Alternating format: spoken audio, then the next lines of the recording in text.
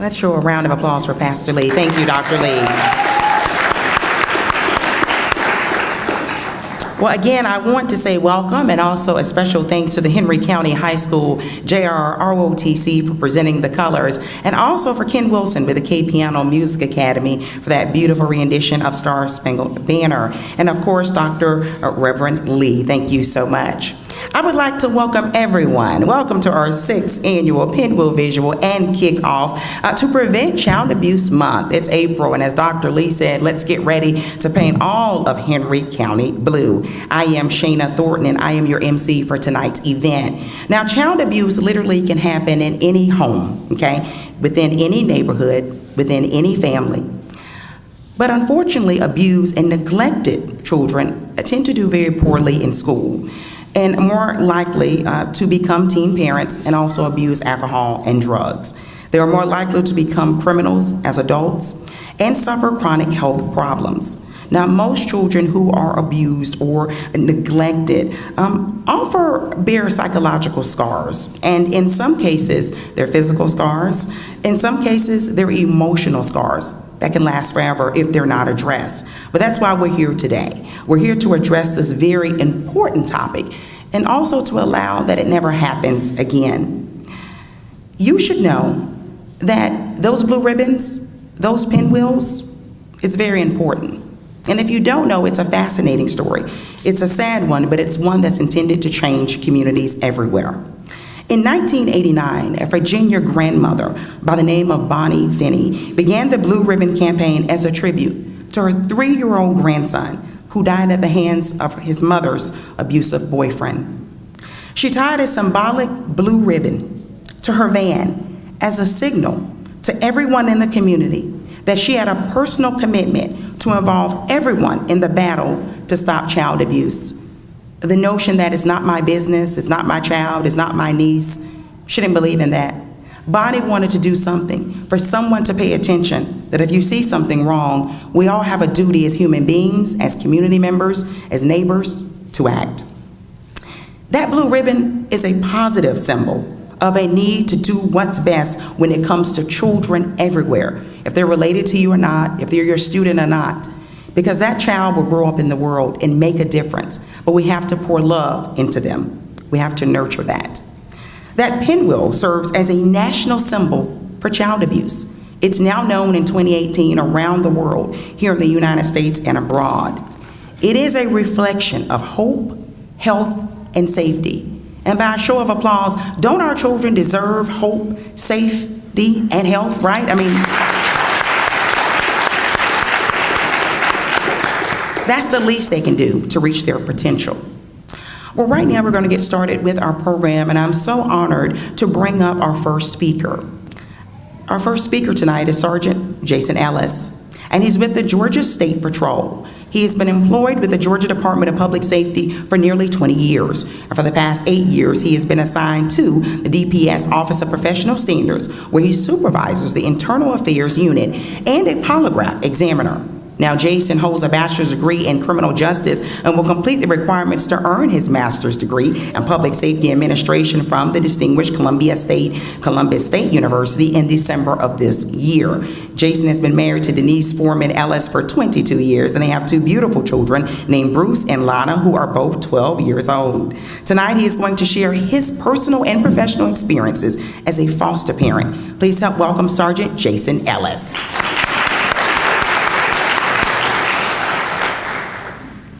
Good evening. It's a pleasure to be here with y'all this evening. Some of the things that most of what I'm about to share with you is really personal. A lot of it's really been of a private nature between me and my wife for years. But when we went through these events in our life, it's just too important not to share.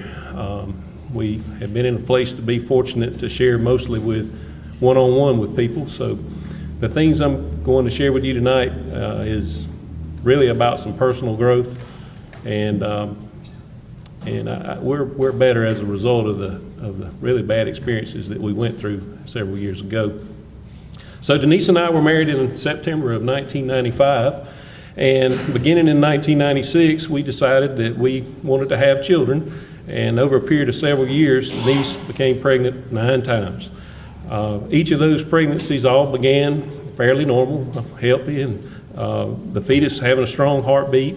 And over time and a several week period, into a few months, the heartbeats would stop on each of those pregnancies, and we would lose each pregnancy. So we had 9 miscarriages over a period of several years. As you can imagine, it was a difficult time in our life. We struggled with it as husband and wife, and it was just painful. I don't know any other way to say it. It was hard for us to get through. But in 2002, I believe it was, we began to research IVF, or in vitro fertilization, and of course we didn't have very much money, but we kind of marshaled our resources and decided that we would attempt a pregnancy. And this was down in Jacksonville, Florida, where our specialist was. And so we would travel, and we had all this. It's a very draining process, really. It takes a lot of travel, significant finances, and during that process, she received 3 embryos, and 2, you might say, took. She became pregnant with twins, and of course, several months later, she lost that pregnancy also. So it shook us to our foundation, and that was the last miscarriage that we experienced in our quest to have children. So we were devastated, and to that point, we decided it was just time to consider a different option. And it was about that time I was also, as a husband, I just felt like a total failure. I had done everything that I could do to help Denise and our situation in general, and it just seemed that there was nothing that was helping. We would pray together, or not pray together, we would pray separately several times over those years about, asking God to help us. And, it was the way that we prayed, I think, that was wrong. That we had this desired outcome that we were asking for, and we didn't know at the time just how we should be praying about this matter. But as a man, I had identified every kind of resource that I could possibly try to obtain to help us to have a family. And really at that time, there was one great resource that I had not tapped. I just didn't know it yet. But in 2004, I was assigned as a trooper to Post 30 Cordele, where we live. And one night I was in my patrol car, and I've always got my best thinking done inside that patrol car when I was by myself, monitoring traffic, having a good time. But that night I was particularly low, and I remember I felt hopeless at that point. If you've ever experienced what a hopeless feeling is in your life, it is awful. I just couldn't figure out what to do. And so the only thing I had left as a man and as a husband was to think, what am I doing wrong? And what's wrong? I had to focus on me at that moment. And I was let down with myself. Over the years, the possibility of adoption I had ignored it because I was afraid. And I was afraid of several different things. No one in my family's ever adopted.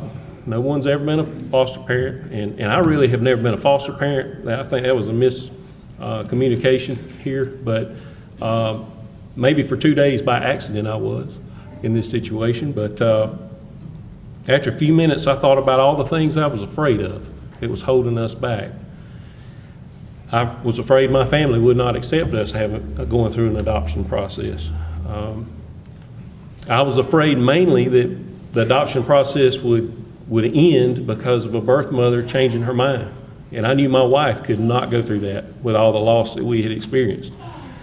To be honest with you, I didn't know how to feel about a child that was not from us. And I want to admit that to you, I was so wrong to feel that way. I knew that what I needed to do was grow right then. I needed to change the way I think at that moment. And so as I sat there in my car, I realized I had been selfish in my thoughts, and that my fears were based on things that we couldn't control. So I made my decision right then that I would open my heart to domestic adoption, international adoption, whatever. And the first thing I did was I drove home and I walked inside. I found my wife and I said, Denise, how would you feel about pursuing the option of adoption? And she looked at me with such a smile on her face and said, baby, I've been waiting for years for you to ask. So a few weeks later, the way things evolved, we traveled to Atlanta and we attended a meeting that was held by Chinese Children Adoption International.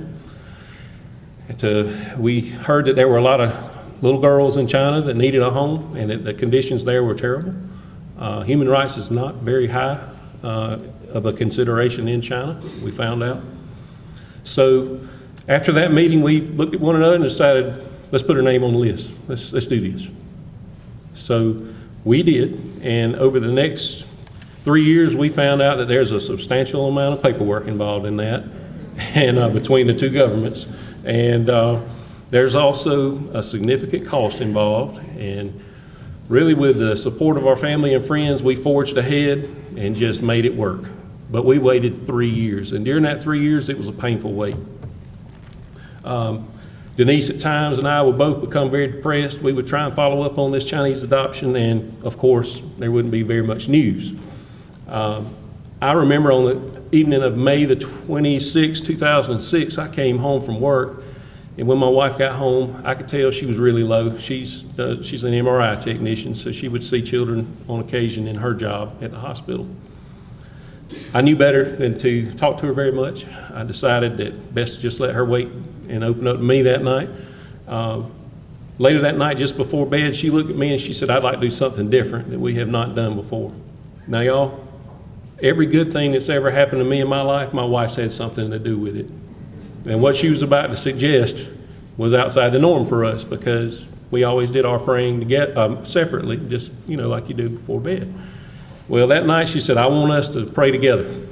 I want us to get on our knees and pray together. And she said, I don't want to ask for a thing, but for God to give us some guidance, and I need some peace. And I said, excellent. We should have done that a long ago. So I told her I'd be there in a few minutes. I wanted a moment to think about it.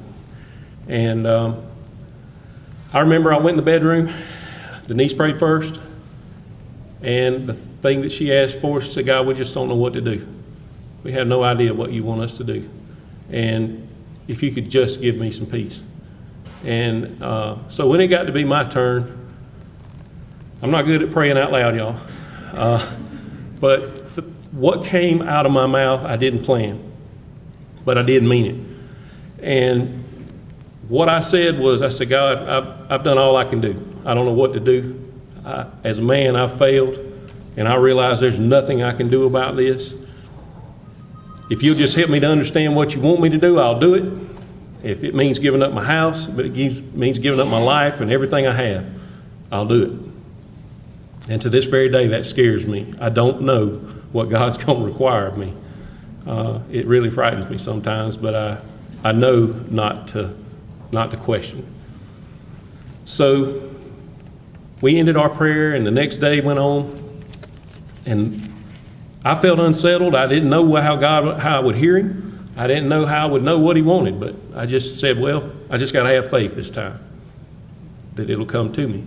So 2 days later, on May the 28th, I returned home from work, went to the computer like I always did, checked on the Chinese adoption, no news. Within just a few minutes, my cell phone rang. I recognized the number as a place I worked when I was in high school as a student. And I knew that the manager there,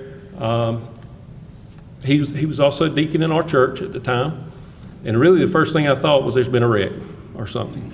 And so when I answered the phone, Mr. Charles told me, he said, I need you to get your wife. I need to tell you something important. I said, okay. I said, everybody okay? He said, just go get your wife. And I said, so I got Denise, and we walked outside where I put him on speakerphone where we could hear him well. And he said, Jason, what would y'all do if I told you I knew where a healthy 2-month-old little boy is right now? Needs a home today. And I can't tell y'all how that hit us. But my wife looked at me, and I looked at her, and I said, we'll come get him.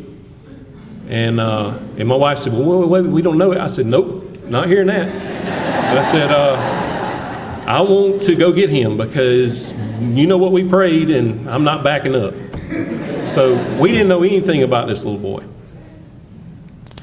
And I said, Mr. Charles, I'll be up there in just a little while to meet with you. And I said, can you put me together with the family? And he said, sure.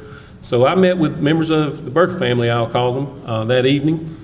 And we made some arrangements, and they were interested in a private adoption.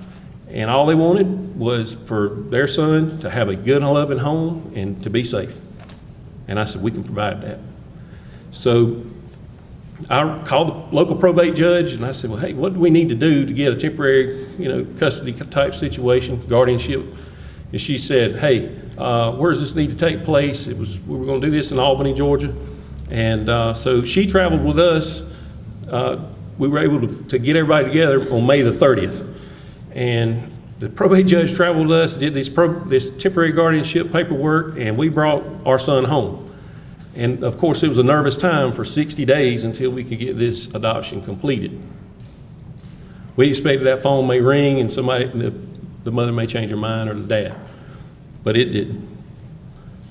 So our decision to adopt Bruce was really just a leap of faith. We didn't know what color he was. We didn't know anything. We didn't know how healthy he was or anything. We just decided this is the thing to do. And so on May the 30th, we traveled to Albany, met with the birth parents and the probate judge. When we arrived, the birth mother passed Bruce to my wife, and I'll tell y'all, we loved him immediately. He just looked like he was ours. He actually favored my wife. And so, as we did the paperwork, like I said, 60 days later, everything worked out fine. About 9 months later, I was on patrol again, and I got a telephone from Colorado, from Chinese Children Adoption International. They said, can you get home? We need to talk to you and your wife. I said, I'll be right there. So I went home. They called back, and they told us they had a match for us for an 11-month-old little girl. And this was about 9 months later. So while on the phone with CCAI, I asked them, I said, well, what's this little girl's birthday? And they said, April the 2nd, 2006. And I said, it's only 17 days from my son's birthday. So we had twins, in effect. And so the first thing through my mind was, hey, 2 cars, 2 college papers. Good gracious, we're going to be broke. And so we had to travel very quickly. 2 weeks later, we had to be in Changsha, China. We left our little boy with my parents while we were gone, and we just missed him severely the whole time we were gone. But when we returned home to Atlanta, in Hartsfield International, both of our families were there. Bruce was there. That was the first time our little family was together at once. And I can tell y'all that was one of the most happiest times that I've ever been alive. I've never seen I watched my wife go from, I don't know, the whole process, just watching her become a mother is incredible. Since that time, I'm happy to tell you all that our children have this incredible bond. Recently, I took my little girl and my little boy, we went over to my parents' house. My little boy was going to go with me down to the farm and help work on some fence. My little girl wanted to stay with her Gigi. And so she was getting out of the truck and climbing up the stairs at my parents' house. And about that time, my son grabbed me by the arm and said, Dad, wait. I said, well, what is it? I thought I was fixing to hit something, backing out of the driveway. He rolls his window down and hollers out to his sister and says, Lana. And she turns around and she looks at him, and it was a beautiful moment. He says, we'll see you in a little bit. I love you. You can't discipline one without the other begging you not to. They're that tight. But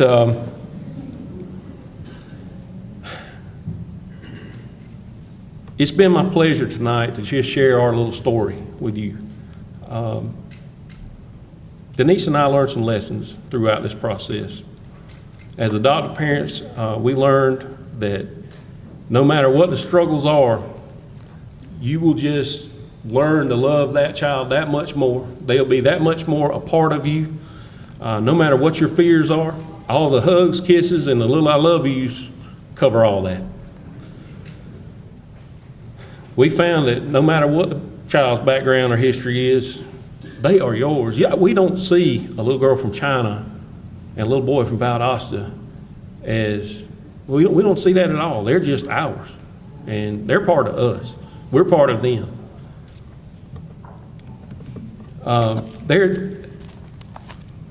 The thing I would tell you is there's so much love in our home that's the part I can't help you to quantify or to understand, is how much love is there and how much we're blessed. We learned that in our journey to parenthood, it's a strange one, I know. It's not typical. It's out of the ordinary. But we struggled for 10 years to learn a brief lesson that is so simple that you would think that we would have heard it in church or somebody would have told us and made us understand. But the lesson that we learned is that you don't ask God for a desired outcome. You turn the situation over to Him, you ask Him for His help, and you have faith, and you don't worry about the outcome. As a result of that prayer that night that my wife suggested, every good thing that ever happened to Jason Ellis was because of Denise. I can tell you, as a result of that prayer, 24 hours later, we had a son, and 9 months later, we had a daughter.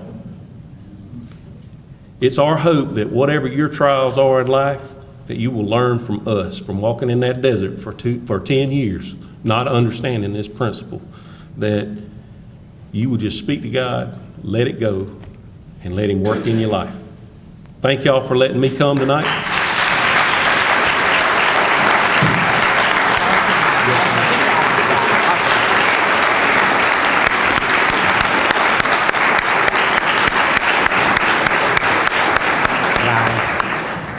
Powerful testimony, Sergeant Ellis.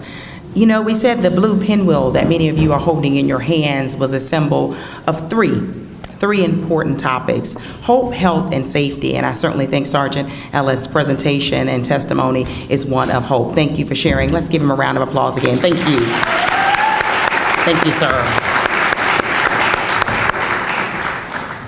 All right, now we have another symbol of hope, and these kids are well on their way.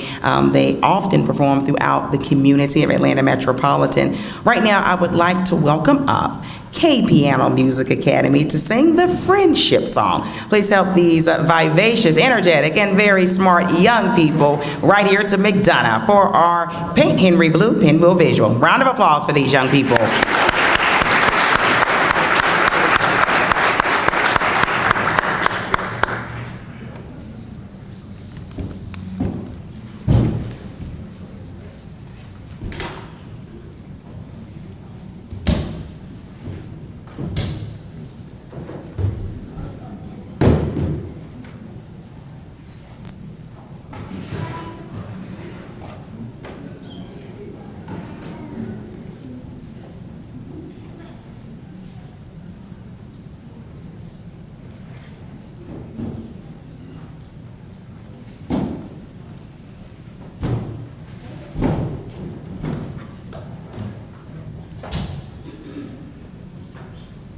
And I certainly want to note that these kids are from various schools in the area. So they're from Flippin Road Elementary, Red Oak Elementary, as well as Hickory Flat Elementary Schools. And many of them are top scholars. They perform well.